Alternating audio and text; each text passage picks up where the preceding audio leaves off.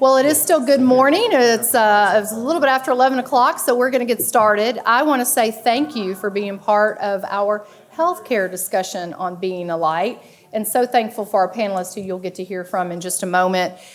Please know that we are videotaping this as well. We've had several people say, are you videotaping? Can I see it later? The answer is yes. We are doing that, so appreciate your attendance. And with that, I'm going to turn it over to our Vice Provost over our Health Sciences area, Lipscomb Health, Quincy Birdsong.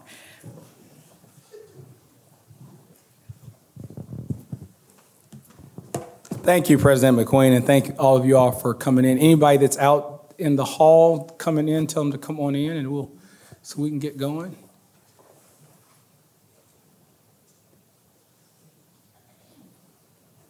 All right, great. So thank you all so much for coming here. And I know that you all are here because I explained during breakfast that this was the most important panel of the entire next 3 days. So you are sitting in the most important panel of the next 3 days. So give yourselves a round of applause for picking the best panel of the next 3 days. All right, so there's several things I want to do before I get to our panelists. So I just want to really thank President McQueen for allowing us to be a part of this symposium. So Lipscomb Health, my role here as Vice Provost for Health Affairs is I oversee Lipscomb Health. Lipscomb Health is several academic units. So we have a College of Pharmacy, and our Dean of College of Pharmacy is here. Could you stand up, please, Dr. Conley? We have a School of Nursing. If I could get our Executive Director, Dr. Harris, please stand up. We also have a School of Physician Assistant Studies. Is Dr. Huddleston here? Okay. Well, all those folks right there, they're faculty in the PA, so they're all representing by committee Dr. Huddleston. And then our newest program is a Master in Cardiovascular Perfusion. And if I could get David Webb to stand up, my director there. And then I have a Department of Nutrition. If I can get my chair to stand up, Dr. Alden Marshall. And then a Department of Kinesiology, Dr. Henry. And then I have two separate master's programs that are part of the Departments of Nutrition and Kinesiology. And I have a Master's of Science in Dietetics and Nutrition. Ann Lowry, can you please stand up? And then I also have a Master's of Exercise and Nutrition Science. Matt Ruiz, please stand up. And then I have a whole bunch of students in a bunch of my programs, and I just love y'all. Thank y'all for coming. All right. So Lipscomb Health. So our theme is Be a Light Through Healing Presence, and we get this theme from the book of Luke, chapter 5 and verse 17. And it said, as it came to pass, and Jesus was teaching, the doctors and the scribes were all around from all over the area from Jerusalem, from Galilee. But at the very end of that verse, it says, but the power of the Lord was present to heal them. And so that is the theme of what we're going to talk about today. It's not just about healing, but how our connection with the healthcare profession and faith is an intentional and deliberate way for us to use the power of God to heal.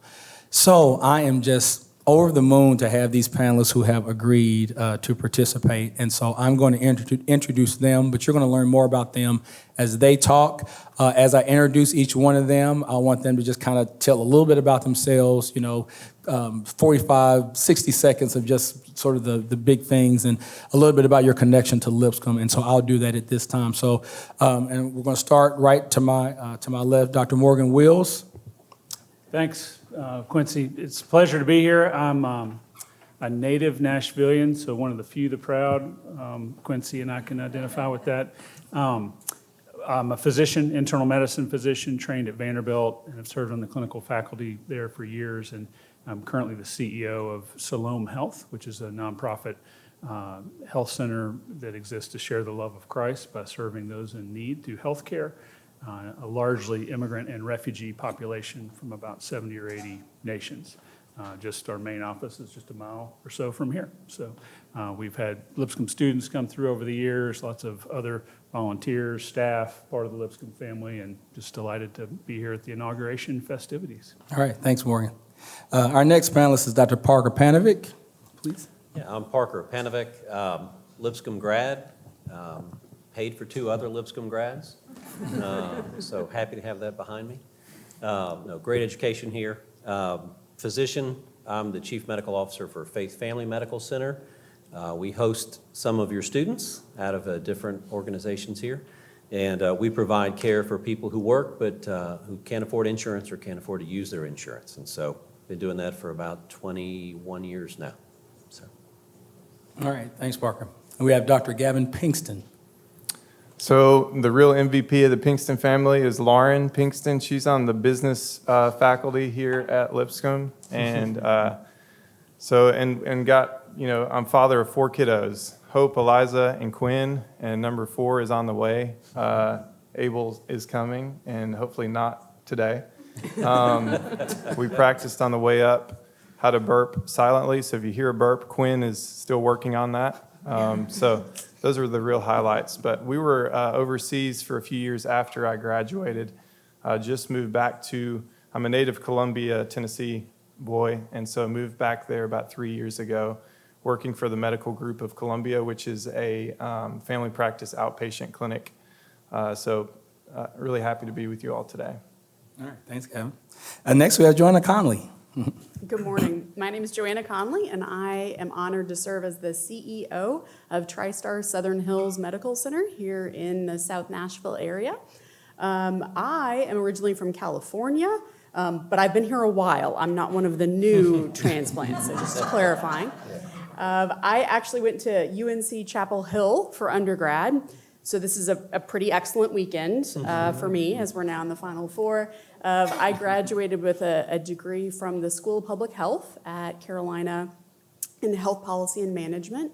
I then worked for a large community nonprofit in North Carolina, doing all of their strategy work for a number of years. Then had the opportunity to go to Vanderbilt, where I received my MBA. Joined HCA and have been with HCA 13 years. I joined HCA living in Nashville, and they said, "You're going to go to Florida." I was like, okay. So I was in Central Florida for about 8 years, where I had the opportunity to open a brand new hospital to serve a community that had never had hospital services there in that area of about 75,000 people, and have now been the CEO at Southern Hills for the past 5 years. So very pleased to be here, and certainly very pleased to host a number of Lipscomb students in a variety of the health professions. All right, thanks, Joanna. And lastly, we have Regina Ofodale. Perfect, you said it perfectly. So I'm Regina Ofodale. I'm originally from Philadelphia. I eventually ended up in California, where I did my medical school education at Charles Sturt University, Medicine and Science. I went on to do a general surgery residency, and I ended up at Stanford doing a breast oncology fellowship there. I subsequently, in 2006, I came to Meharry with a 5-year-old and 2-year-old twins, and my oldest is now in the 3rd year of college, and my twins are graduating from high school, so I survived. That was probably the hardest thing. And I am at Meharry Medical College. I initially was in the Department of Surgery, where I was practicing breast oncology. I subsequently transitioned to teaching and ended up getting a master's in health professions education and a master's in management in healthcare from Vanderbilt. And I went on to do some training at Harvard in simulation. So now I am the interim chair of Department of Medical Education at Meharry, the chief of clinical skills, and the director of the Simulation Center, to name a few. Oh, and I am the co-chair of the Meharry Vanderbilt IPE, which is how I fit in here. And I actually see quite a few of your students in that capacity. So I'm very happy to be here. So thank you for having me. All right, thank you, Regina. Let's give our panelists a round of applause. Okay, let's go.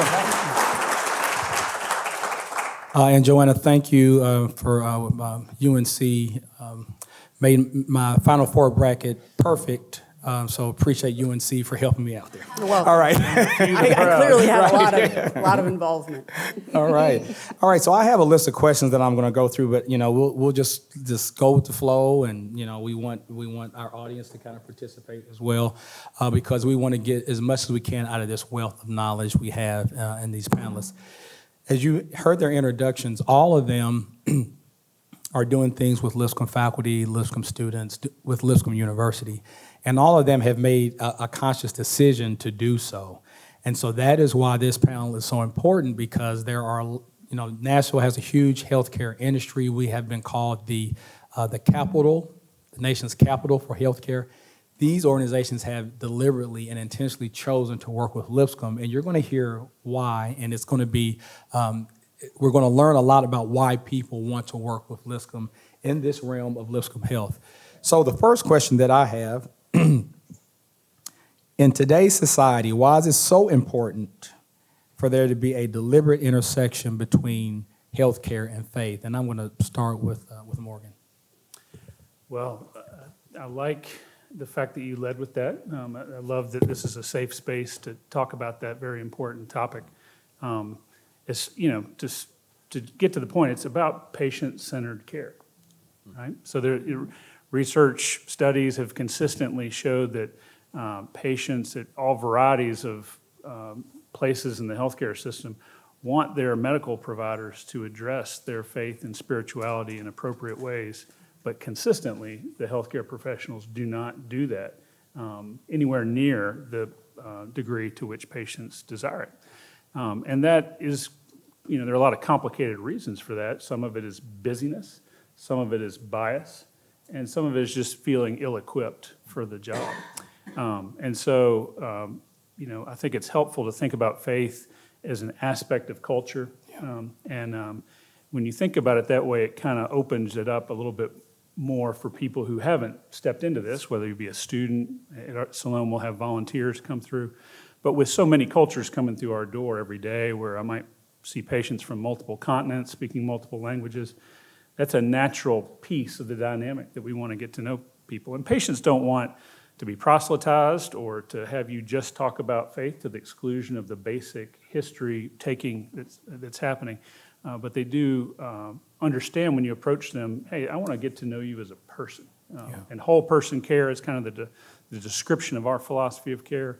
And that would include their family, their work, their upbringing, but also their faith. And that shows up in practical ways. I'll remind them we have patients who fast more days than not, from the Coptic Christian community, or observe halal or kosher foods and medications that they can or cannot ingest, who may tolerate certain blood products or have limits on the biomedical interventions that they will take because of a conviction about how God works in the healing process. And so if I don't know those things early in the process before they get acutely sick, it can be a real problem. And I'll just share one story to kind of illustrate this. It was kind of early in my career. I was doing some part-time work at the VA hospital just across town, and was working the evening shift there. And you kind of hope at the VA triage, that you might get some sleep, because it's not a high-volume ER. And my last patient was coming in for the night, and I noticed all the nurses' eyes start to roll as he came in, because he was what they called a frequent flyer. And that's not a term of endearment. Right. But he had a long record in the medical record, and he was frequently coming into the triage there. And essentially, he had a history of a brain tumor, an astrocytoma, and had been treated with surgery and radiation, but he frequently would come to the emergency room at odd hours, wanting a workup.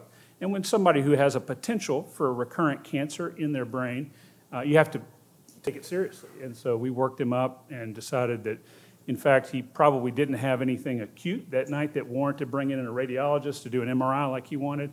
And I was getting ready to go to bed, get a little bit of sleep before maybe I get woken up again. And I had this nudging in my spirit that I shouldn't just rely on the nursing staff to kind of break the news to him about his normal exam. And I went down and talked to him just to begin to explain this. And I kicked into a habit from Salome, where I've been working my day job, of asking him about his social history, his faith background. And when I asked that, he paused and looked at me, and I could see him kind of sizing me up. as if I could, assessing, could I be trusted? And he said, I'm a pagan. And this guy was from a very small town in West Tennessee. This is like 20 years ago. He was a redneck, and that just caught me off guard. And I was like, tell me more, you know? And so we started to hear a little bit about his story, his journey. But it turned out he had been seeing a New Age healer who had been reading his palms and his energy fields and telling him that his tumor was back. And as we began to engage about this, we talked about, wow, you know, that's fascinating. You know, I actually believe you can discern things without seeing them physically. I had a sense of that upstairs in my call room tonight. I felt like God was quickening me to come back down and talk to you. And so he felt like, wow, I've got a point of connection with you. You know, I don't identify with I told him I was coming from a Christian perspective. But at the end of the day, you know, he'd been coming in and out of the emergency room at the VA, costing our taxpayer dollars a lot in terms of workup and recurrent evaluations, and nobody had ever documented a spiritual history. To understand the motivation, he didn't feel safe to talk about it because nobody took the time or felt comfortable to engage him at that level. Just a great reminder, you know, that sometimes addressing faith can save the system money, help patients, and also be honoring of the image-bearing patient in front of you. That's a great illustration of, that's a real practical example of how this really plays out. Parker, I know that you at Faith Family Medicine, Faith Family Medical Center also has a mission that is that intentionally mentions faith. What are you seeing as sort of the intersection? Yeah, and I think just kind of going off what Morgan said, it's sometimes we think we don't have time, or we think that, you know, the patient's going to be offended. And I have asked, I do not know how many people about their faith, and I really don't recall a negative interaction where I've asked someone about their faith. I've never had anyone get angry with me or upset with me, and I've had a lot of people who show appreciation that, like you said, it's a safe place to talk about this. I can bring this into what I'm doing. Of course, we hang the word faith right over our front door, so maybe there's a little bit of that. I mean, Shalom is obvious if you know Scripture, but maybe not. Faith hangs over the door. But one of the questions we get is, well, what faith do I need to be to come here? You know, do I have to be X? Do I have to be Christian? Do I have to be whatever? And what we try to remind people is that the word faith over the door it's not about your faith, it's about our faith, which is prompting us to serve in the way that we do. And we, you know, like Morgan, we believe that people are not just pieces of meat. They're just not a slab of meat that has, you know, chemicals and electricity running through them, but that they are indeed spirits and spirit-filled. And if we don't address that need with them, we've not taken care of the whole person. Yeah, and it's interesting that we talk about in our health sciences programs, you know, it's not, you know, we don't practice Christian pharmacy or Christian nursing or Christian perfusion, but we have faculty and staff that are Christians. And so we have Christian pharmacists, maybe, Christian nurses, but we don't practice Christian pharmacy, if that makes sense. No. But what it does talk about, and I think both of you all alluded to this, it speaks to the lens in which we do what it is that we do. And that lens, you know, becomes critical to our profession, and it moves us from a profession to more of a calling, which is what we really share with our students a lot. You know, speaking of students, I'm going to go down to Regina. Now, Regina is over, you know, IPE, interinstitutional collaborations. Talk to us a little bit about how students can be engaged in these conversations, even not just about their what the profession that they're getting ready to pursue, but even their faith and how those two things are connected. Right. Well, Harry, one of our mission statement is service to God, worship of God through service to mankind. And the students come to that understanding that that's a key part of Meharry. And so when I engage with students through the Meharry Vanderbilt IPE, through one-on-one interactions, through lecture, I'm very upfront, I'm very clear about my Christian background. Yeah. And I don't, it's not in a pushy way, but it's a way for students to understand that, you know, it's okay to be who you are and say who you are and how you worship and who you worship, that it's okay. Also, when I encounter students in my interactions at Meharry and through the Mary Vanderbilt IPE, I really believe that my faith, my Christian belief really helps me to put myself in a really vulnerable place and to share with students things that sometimes are really hard for me, that I've gone through as a student, as a physician. That's really difficult for me. But I have this song that I always reflect on, the things that you go through is called Medicine for Someone Else. That all of the things that we go through and the difficulties that we go through is, we always are in this moment where we're like, oh, why me? Why is this happening to me? But I always encounter a student and I go, okay, God, now I see. And then I'm really able to really interact and speak to the student in a way that is really, really very personal for them and really sort of encouraging and spot on for them. And so when I think about the interprofessional aspect of medicine, I think that when you are able to really be in touch with who you are as a person, particularly as a Christian, that you're able to connect with students and help students identify the way that the way that they can be the most successful in their delivery of medicine and healthcare in whatever field that they're able to do, and to model for them that it's okay to be spiritual and Christian, but in that it helps you to build those relationships with patients and connect with people. And so in that aspect of my encounters with students, faculty, staff, I'm always very upfront. I pray with patients, but when I was operating, I don't longer operate, but in every patient I'll go, is it okay if I pray for you? Or can we pray together? I always pray. Before surgery, I pray for everyone in the room. And it's not for show, but it helps to put me at ease and to make me feel secure and safe and know that as I move forward, I'm moving forward with faith, and I know that God's hand is on my hand as I take care of my patient. So. Medicine for Someone Else. Yeah, it's a beautiful song by Reuben Studdard, and it speaks about. Yeah, no, I know that song well. Yeah, I would sing it, but I'm a little hoarse. Okay. I'll spare y'all that today, but yeah. No, it's a beautiful song, and I think whenever you hear that, no matter what you do, it really helps you to really reconcile some of the things you go through, and to understand that it might not be for me, but that person that I'm supposed to interact with is for them, and I just wait to meet that person. And then when I do, I go, okay. Oh, that's beautiful. Yeah. So I'm going to move over to Joanna and Gavin, because we talked about Salon, we talked about Faith Family Medical Center. So these are two healthcare entities whose mission is to integrate faith and healthcare. But Joanna leads a very, very large, health system where that may not intentionally be the mission. But I want to just hear from you, Joanna, how does the healthcare industry accommodate, what we're doing at Lipscomb? Because that's a very intentional part of how we train our future healthcare professionals. So tell us, how does a TriStar accommodate this connection between faith and healthcare?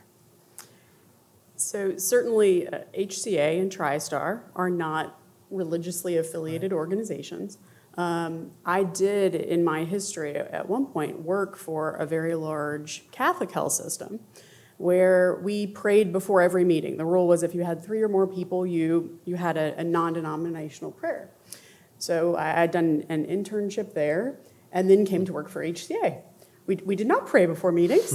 It was a different environment.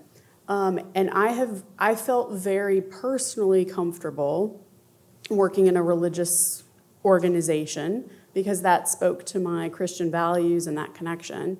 But over the 13 years I've spent with HCA, I have learned that my faith is even more important being a part of an organization that may not have that direct connection.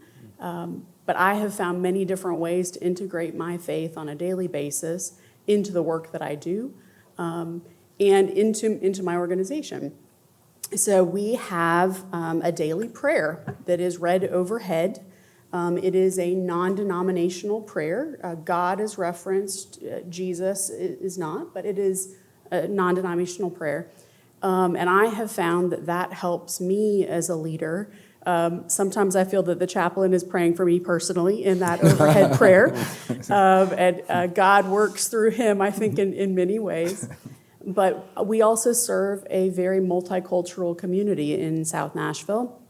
I have the most multicultural staff. 42% of my employees are people of color. We have a very engaged diversity and inclusion committee, and we are very intentional about supporting every individual in their faith tradition, whatever that might be. Because I want to make sure if someone has come to my hospital and my team is taking care of them, that we are honoring and respecting their beliefs. As Dr. Wills shared, there are many implications in the delivery of care that we provide them where we must respect their beliefs and preferences. And that also can impact their health outcomes, certainly. But from a staff standpoint, my team, though I don't share publicly on a daily basis my background, because I want everybody to feel very comfortable coming to me and sharing, and for me to be able to learn about their faith traditions as well. But I share with my team, especially going through COVID over the past 2 years, I pray for my team every day. I pray for our patients every day personally. I send emails to 750 people where I include the importance of prayer. And that has been something that I have been supported in, and that I have really grown in my comfort level in being able to share that. And I think it has created a much stronger culture and team, because everybody knows that we all have that calling to serve our patients, to serve our community, and to take care of people in the best way possible. And truly, that is a calling for each of us. Yeah, it's interesting you mentioned that, because I was sharing this with my perfusion students. When I used to do inner-life counseling, I thought that I was going to have opportunities to preach. Mm-hmm. I'm a preacher by training, so I was excited about an opportunity to preach.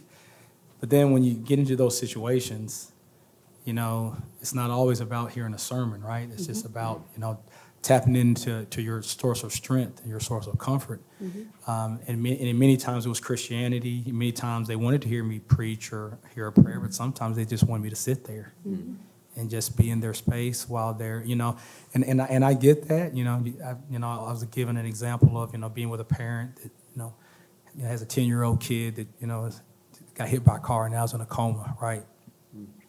That might not be the time to tell them how good God is. And so I had to be respectful of that, and I have to do what it is that they need in terms of being comforted to deal with that situation, however they need to deal with it. So I'm going to move to you, Gavin, and you're more in the community physician practice group setting. Kind of tell us a little bit about how, how a setting like yours has accommodated both the faith of your staff and the faith of the patients that may come into the Medical Group of Columbia. Sure. So this would not have been my first pick, to be honest. No offense to Morgan, but Siloam did not have an opening when I called. We moved back from overseas about 3 years ago, and so I've wrestled with that, because I think that I've just felt we were overseas loving people. I felt like I needed to be here for folks who didn't naturally have health care. And then I wind up in a clinic where most of our patients have insurance and probably are middle class of some kind. And I found out that God wants me to love those people in front of me, and those kinds of people need the love of God too. And so maybe speaking to the students in the room, if you find yourself with an opportunity and God opens that door, it may not be a lifetime career, but it might be something where he needs you to love people who have insurance or have money, because those people are his beloved children as well. So the way it's kind of played out for us as I've been at the Medical Group of Columbia is echoing a lot of what's already been said, where, for a long time in my career, there was this separation of Gavin the physician and then Gavin the follower of Christ. And I don't know why it took me till I was 30 to realize that separation is not healthy, and it's not what he's kind of called me to. And so the story that comes to my mind, I'm in residency. Family medicine is a 3-year residency, and they really work the interns hard. You just don't sleep a whole lot. And so there's a night I'm on call with a second-year resident named Mike, and nobody wanted to be on call with Mike. He was so slow. And like Morgan, I liked my sleep, right? So he just was very detailed, and that was all well and good, but very slow. So we're down in the ER. It's 2:00 in the morning, and we're like 6 patients back. So we're admitting to the medicine service, and we have 6 more to see after this one. And this one is a chest pain rule out for anyone that's in medicine. These are quick and easy. You check enzymes, you check an EKG, you get them teed up to stay in the hospital for their stress test. So this should not be a long experience. And I'm like done with my note, and I'm waiting on Mike to finish, and I'm like, what's going on? We got 6 more to see, and I'm so tired. And I go in, and Mike is talking to this old lady who's by herself in the room, and he stops and he says, "Can I pray with you?" And I'm like 3/4 of the way through my intern year of residency, and I've never once prayed with a patient because I'm there kind of surviving this thing to get to the next thing. And Mike was such a good example to me of how he walks his life of faith as a physician, and that's just how his role as a kingdom person plays out, right? And so that changed me. That moment changed me because I can walk into a room, my uninsured patients, I only have a few of those, my insured patients, or with the people that I work with who know that Gavin is the kind of person that loves people well. I don't know why that random nurse asked me to pray with her about her marriage before clinic that day. I had no clue she was having marriage problems, but she could kind of see the light that flows out of the kind of people that we are, the fruits of the Spirit that we show. So I think that's the important thing, is just not, one of our mission trainers said, don't worry about what you're doing, worry about the kind of person that you are, what you are being, because then the natural outcome of that is those fruits of the Spirit, the kingdom light, being that light bearer. And I think that's the important thing. Whatever role we find ourselves in, we have people around us that we can touch with His love. Yeah.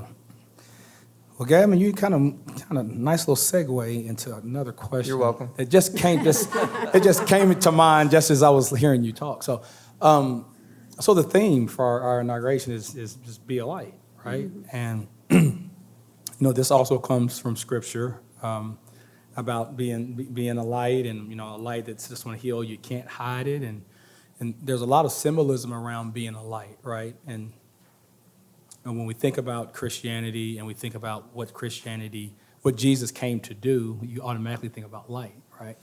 So I want to kind of ask this of all of the panelists. Just kind of want you to just reflect on that theme, be a light. And you can reflect on it from a personal standpoint. How do you see you being a light from a personal perspective? But also if you want to share how your organization, can be a light as well. So let's start with Regina. Sure. So I'll do both. I'll do the personal first. Okay. So, you go through life and you have all these great successes, and then you have these failures that everyone has failures in life. And sometimes some failures are greater than others based on your perspective. Someone else looking in or looking at you might not think, oh, that's not really a big thing, but things hit everyone differently.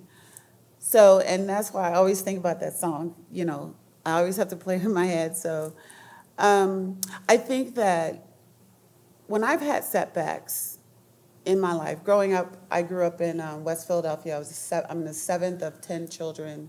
Neither of my parents graduated from high school, and I'm the first one to actually graduate from college and go to professional school. So that's a lot for one person. But I really believe that the person that really impacted me was my sister's 4th grade teacher, who I went to church with. And I was the only person in my house that was going to church. I went to a Bible study. I went to church with her. And she really opened the door for me and showed me what faith is, what it meant, what it felt like. And so as I move forward through my life, that whole concept of just how my faith and drove me to where I am today, and being actually a light for my students really, really helps me to, when students are in a really bad place, And, they always, I know that when I sat across from someone who was already a surgeon and already a physician, I used to think like, oh my gosh, this person never has any problems. I don't have anybody to talk to.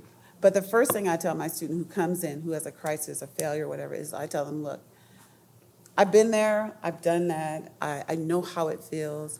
And I always talk to them about, the things that we go through, that it's just preparation. God is preparing us for something bigger.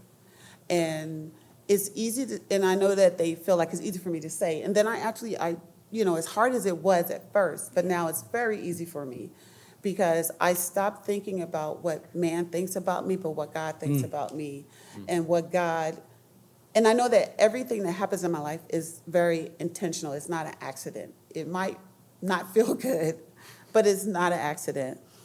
And I use those as guideposts when working with students, because that's my really big thing, is that I really work with students. And I help students, particularly this one program, I'm kind of all over the place, but this one program we have at Meharry is we have students who actually go through medical school and they are about to graduate, but they don't match. We go through a match process where they go through their 4 years of school, they pick a specialty, and then they apply to this really crazy computerized system where they put in the places they want to go, and the school picks who they want, and they kind of throw it all together, and the computer pushes out where you're supposed to go. So we have some students who don't match, and everyone in the school knows that they don't match. And that's a really, really, really hard place to be. So we have this program that I kind of really built up, and I think that was just God, and I know it's God's vision, and God's hand is all over it. And so we provide students an extra year to stay and learn medical education, learn simulation, and to study for their third exam that they have to take, and to get a really strong letter of recommendation. And about 95% of the people who are in that program with me actually go on to match the following year. But that's something that I never even considered. I never even thought about. And, and I know that God has placed me at Meharry because I've never lived in the South. I'd never heard of Meharry until someone reached out to me about coming to Meharry. Well, we're glad that they did, Regina. But I find that, when you think about what is your connection, where do you belong? And I actually feel like, in a very strange way, I actually belong here at Meharry and doing the things that I do there, because it really gives me a sense of purpose and resonates with my spiritual life and my professional life, and being able to really move forward and touch as many students as I can, and particularly with the interprofessional education. So I'm going to wrap it back in there. Being able to interact with those students that come through the IPE collaborative, being able to share with them, for them to see a physician who is really, really invested in their education, but also in their education of being invested in a community, of being invested in people who are less privileged than them. And I think that all of these things work together for me. And I don't even know what the question was anymore, but I'm just... No, you hit it, and all the ways that you hear Regina talking about with her passion for her students, and I've had the good fortune of working with Regina for many, many years from my days back at Meharry, and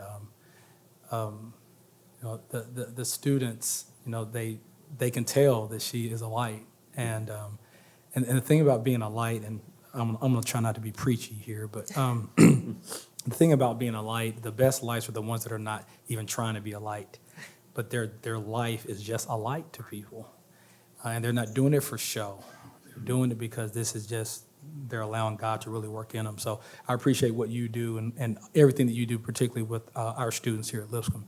Joanna, I want to hear from you. What do you, this concept of being a light, what does that make you think about? For me, I think it's about how I, as a hospital CEO, can create the best environment possible for my team members, for the physicians who practice their craft at my organization, and for our community. And for me personally, it's about taking the calling that I have to serve others. So when I was 13, I had a very serious illness and was not expected to make it. And so I decided after surviving that situation that I was going to dedicate my life to helping others as I had been helped.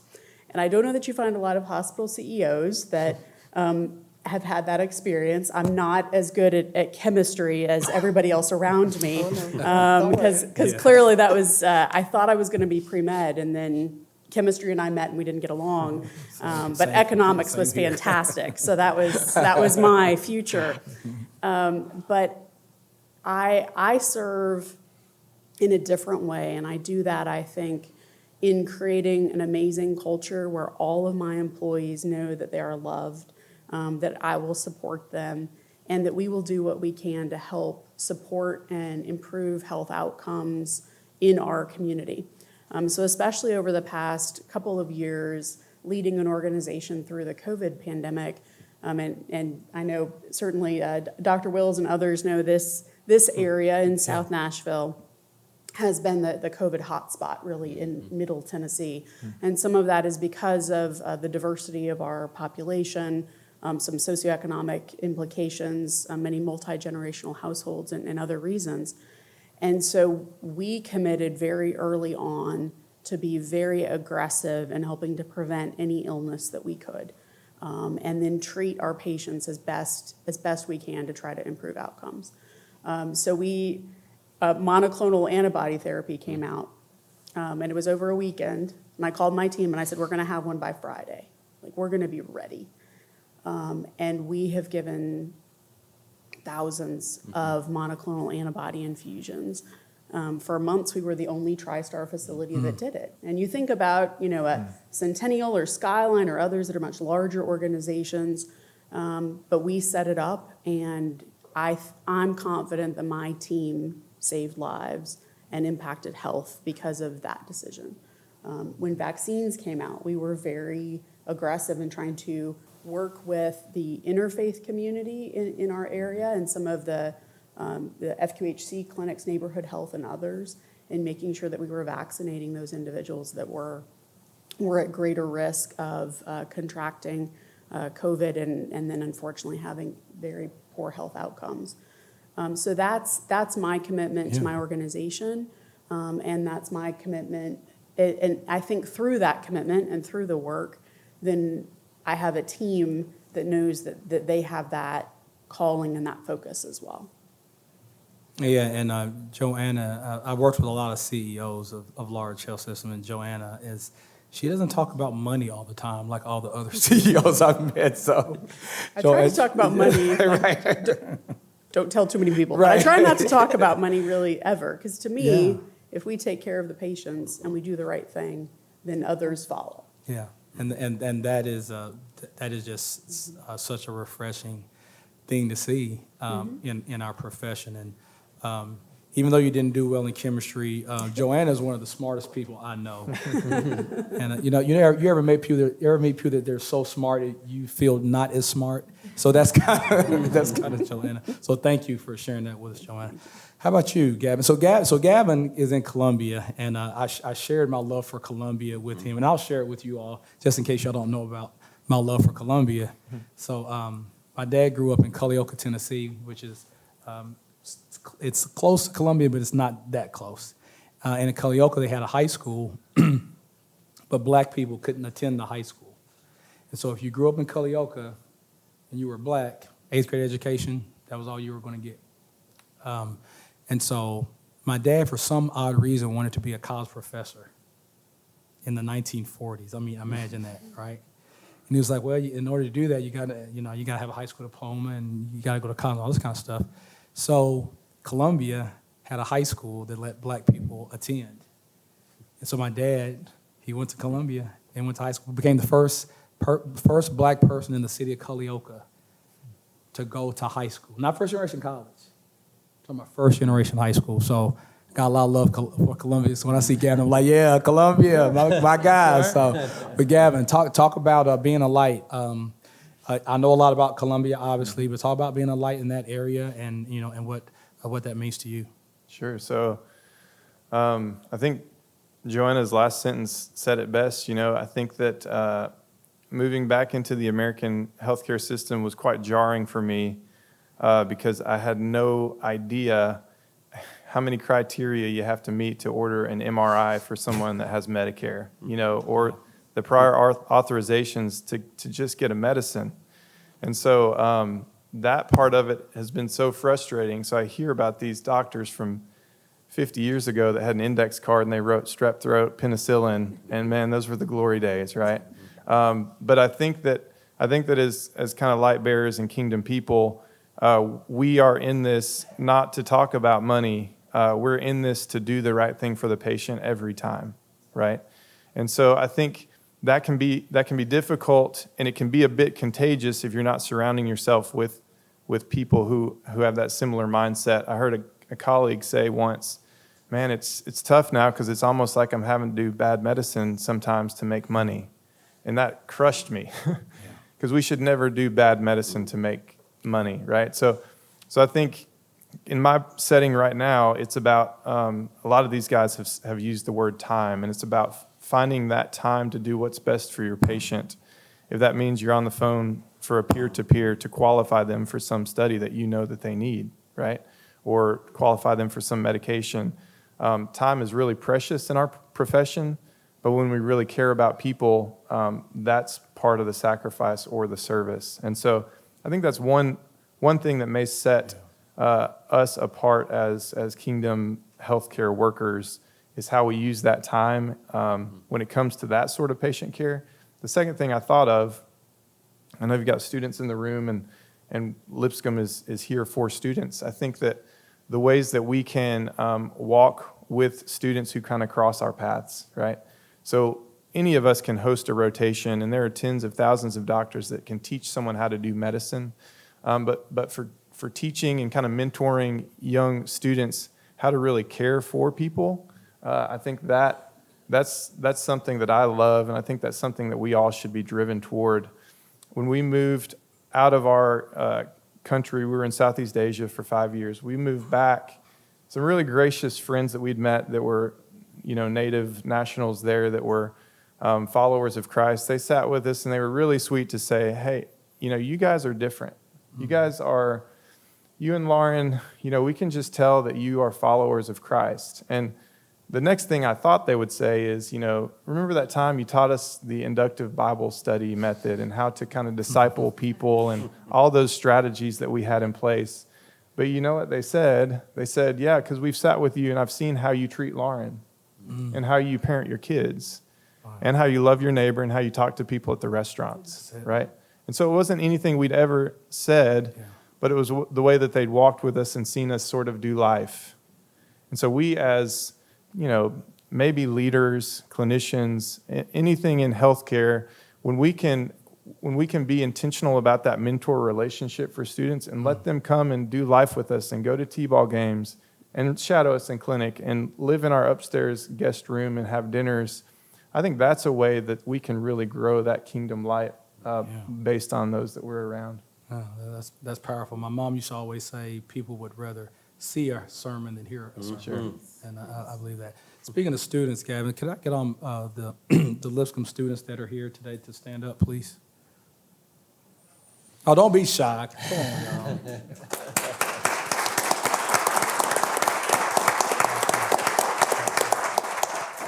All right. These are future healthcare professionals, and glad that they decided to join us. Parker, so you went to Lipscomb. I did. So would love to hear your perspective about this theme that we're using for inauguration and sort of your personal story. Yeah, I don't know that it's that dissimilar. I think you're going to hear a lot of the things being echoed, but I was blessed to have a mentor during my family medicine training as well. And he said, if you focus on the disease process, if you focus on what's wrong with the person, he said, you're going to burn out and you're going to get bored and you're not going to want to do this for very long. And of course, this is the point in time where I know nothing. So everything is overwhelming. I'm like, I'm not going to get bored. I promise, I'm excited about every strep throat. This is great. But he said you have to focus on the person who's behind the disease. Yeah. And so he just drilled that into me over and over and over again, that it's the person that's behind that disease, and that no two people are alike. Yeah. No one is boring. Everyone has a story. Everyone is worth your time and your effort and your best. And so he drove that home. Like you said, even if it's an easy workup, the patient deserves your best. And so hopefully when the students come to our clinic, they're like, oh, I'm getting this medicine for this patient. Well, that's great, but why? And you learn the story of but why. Yeah. And you go into the room and you're like, well, they have high blood pressure, and you're working through those things. And so when we talk about the person who's behind it, classic. I had a student following me. We came walking out of the room and they said, I really don't know why that guy was here. And I said, the truth is he was here for us to pray with him. He didn't need me for anything else on that visit. Wow. But I knew the fact that his father had passed away from COVID. He lost his brother to bladder cancer, and he'd lost his mother the year before. And so he was alone. And he had been literally supporting the four of them with his income all this time. And you would think, wow, okay, now it's just him. But no, it's just him, and he's lost. And he didn't know where else to come. And so, the morning his brother dies, he just shows up at the clinic without an appointment, but he just wants us to talk to him. He wants us to pray with him and spend time with him. So That's great. That's a great I story. think those opportunities are there. Yeah. Thanks. Ooh, losing my voice. All right. Yeah, we appreciate that story, Parker, and it's a good reminder, right? It's and this really, my background is in research, and all we've been talking about is real life data, big data science, and everything has just become this big data science environment. But yeah, thanks, Parker. We got to remember there's people behind these numbers. There's people behind these charts, and sometimes if we're not careful, we'll lose sight of that. So thanks for that reminder. And so we're going to end with where we started. Morgan, talk about you, talk about Siloam, and what this theme of being a light means to you.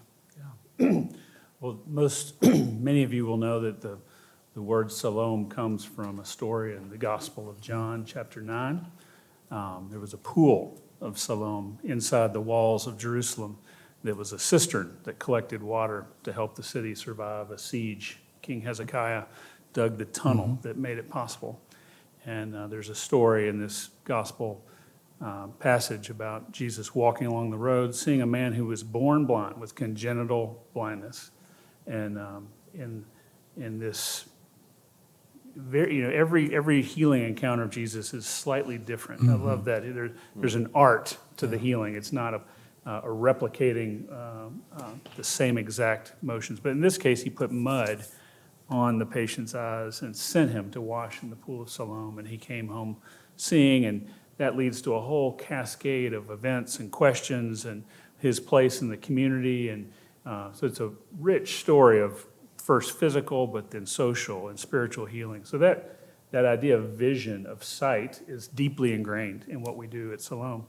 But I've told people in the past that probably the greatest gift of Siloam to me has been learning to see by serving there. And first was about the community. I mean, I just had no idea when I started volunteering as a student that as somebody who'd grown up in Nashville, most of the patients were Vietnamese refugees back in the 90s. And then each subsequent wave of new arrivals from the Kurds to the Somali Bantu to the Lost Boys of Sudan started coming through our doors. And it was just a daily experience of pulling away the crust from my eyes, the judgments, the assumptions that I made about different people groups. And then just seeing those images, those persons behind the problems, and just kind of that reminder that as image bearers, we don't produce any light. We reflect light. That is the nature of how we serve as a light. We reflect it. And John the Baptist said he was not the light, but he was a witness to the light. And so I guess the theme of light connects most for me in the way I see the face of God in my patients. And particularly those who are most different from me and those who are most vulnerable have the greatest gift to give to me because they seem so much more open to the reality of God in their life. They're not separating their spiritual life and their physical life the way we were trained to do in this country. So I'm just grateful for God opening my eyes through our patients. That's alone. Wow. Great way to end this panel. Oh, another group I want to recognize before we just have closing comments. Let me get all of our faculty to stay in. Faculty, thank you.